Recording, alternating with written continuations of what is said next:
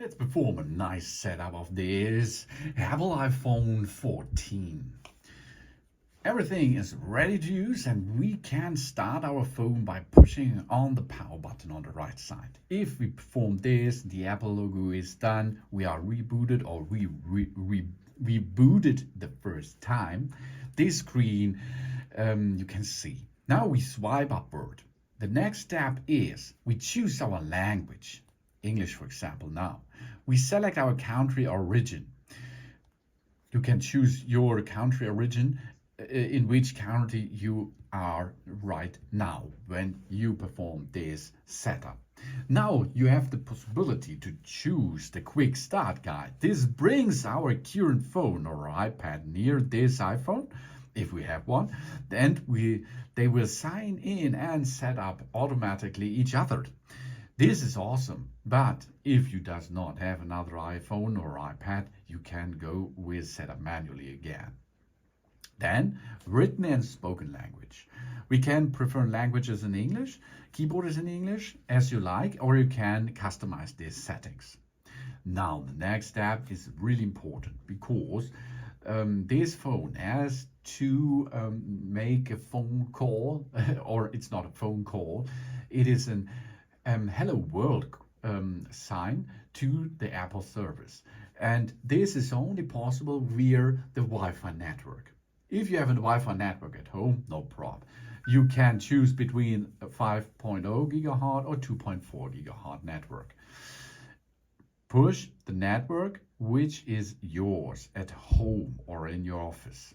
Then it will need a password. This password you will come from the admin or look underneath your router.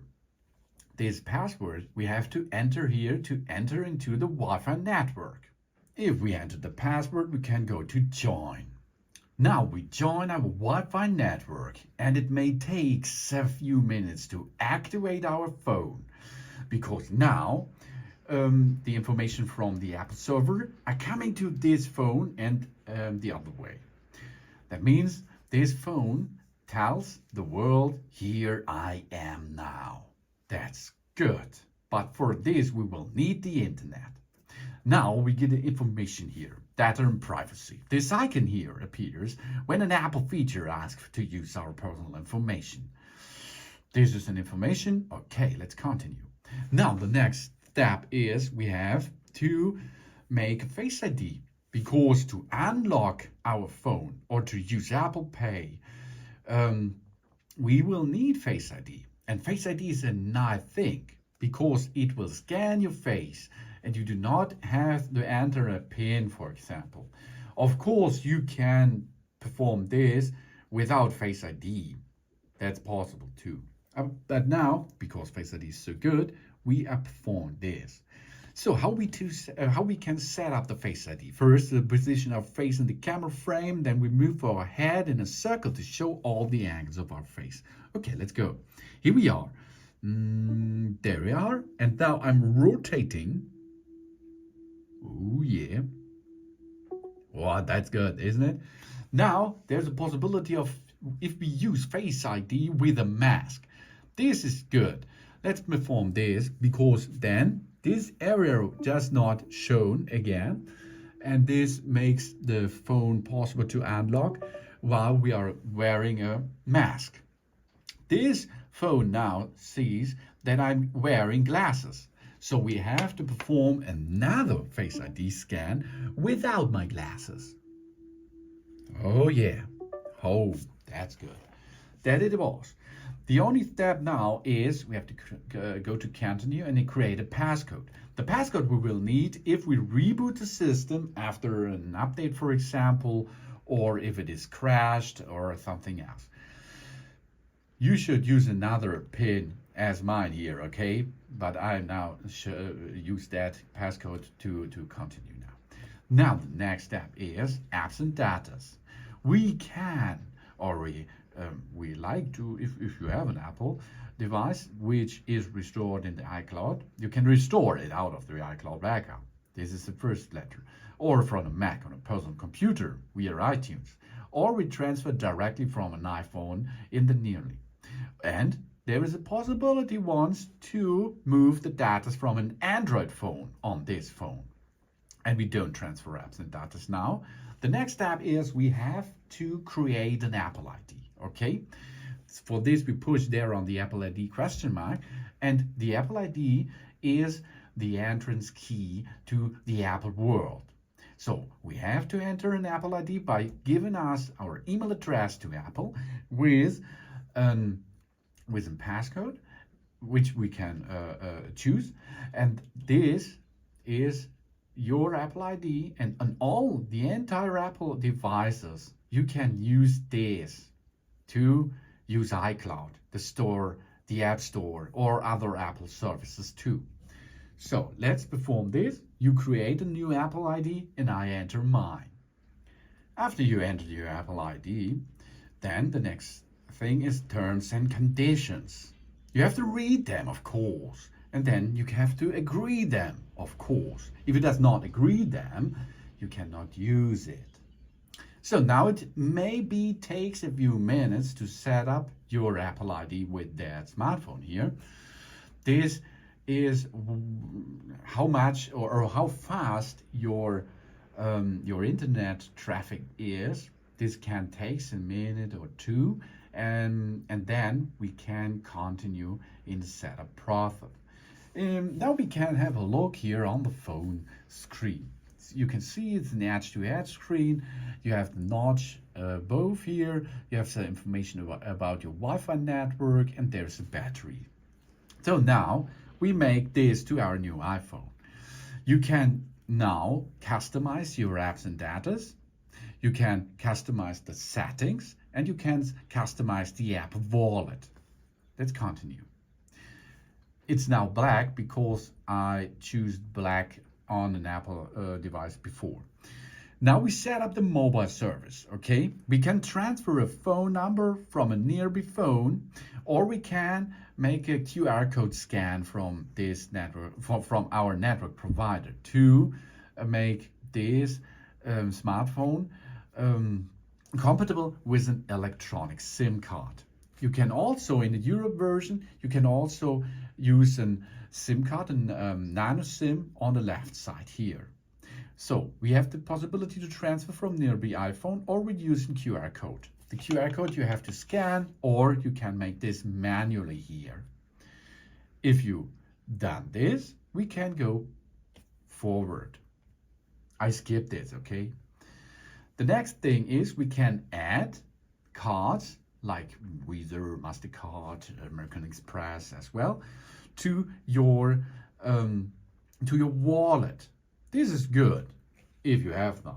Then you enter here the card or file and the security code, and then this will be stored in your wallet and you can use it later. So now we are going to iPhone Analytics. If we choose this, we share with Apple informations about our user experience or our crashes on apps and iPhone crashes, not drop crashes, but software crashes, for example. This is good to make a better iPhone next time, or this because of patches. The same we can choose by App Analytics. This is for the app creators. Then the next thing is Emergency SOS. The phone is ready to help in an emergency situation. We press and hold the power button here and one of the volume up or volume down button at the same time for a little time, like 3 or 5 seconds. Then it will make a sound, an SOS sound, and of course it will call for emergency. Crash detection is too. If our phone detects a serious car crash, it will automatically try to call the emergency services and emergency SOS via satellite. Then you can point the iPhone with the satellite in the sky, and then you can make an SOS call. That's cool. And now we come in to our iPhone. Swipe upward, then you can choose is here now, not now. You can now navigate by your fingers over the home screen. Let's do this right here. On the left side here, you get some informations like the status of the battery status or some news. Then, of course, we can swipe from the upper side down. This is the lock screen. And on the upper right side, we can swipe down too. For this, you can make a control area here to light up a little bit, light down, brightness level, sound level, or here plates something, flight mode, Wi-Fi enable, disable, and so on. To come out of it, swipe upward a little bit. Okay, then the next thing is we can choose some apps here, for example, and to come back to the screen, if you are in an app, okay, we are here now in the clock app. If to go back on the screen, swipe upward a little bit. If you have still running apps in the background, you can swipe up and hold it until you reach the center, and then you can navigate between all running apps in the background and choose them. For example, let's go here, choose that to the photo app, and we can, in the photo app, we can choose the style over our photos, use standard, and now we can choose and swipe upward to go back to the home screen. We have here the phone call app, here is the browser, here is short message or messenger, here is the music, settings, wallet, health app, that's really important, a podcast, app store, maps, television, Apple TV, the clock, reminders, notes. All Apple apps are still on the phone. And if you like to navigate or to edit the home screen, push and hold one of the app, and then you can per drag and drop get these apps in an edit function. To delete something, go to the minus and delete the app. Here we are. But you can also pre-download or download it back from the App Store, of course. So, for example, let's make a little bit here. Photo, you can see you can choose the zoom level, the same in video, cinematic mode, slow motion, and time-lapse video. You can choose the zoom. Here we have photo, portrait, and panorama. And of course, we have not only here camera system, we can rotate it to the other side. And here we are now at the front side of mine. Here is the same video, cinematics, and time-lapse, slow motion as well. And of course, if you take some videos, you can choose here the frame rate, 60 frames or 30, HD or 4K. Here is the action mode, and here is the flash function. To go and make a video, push this or push one of the volume up and volume down buttons. You push, push. Okay, let's go back. Here you can see it's really easy to navigate and really easy to use that device here. To bring this device in standby mode, only push on the right side the button. To wake it up, you can push here. No, it's only a tap and swipe upward. Of course, your face has to be in front of this phone, and then you're back in business. So easy, and we are now in our awesome device with this awesome iOS. Thanks for watching. Please subscribe me and give me a positive feedback, and I hope to see you again on my channel. So soon.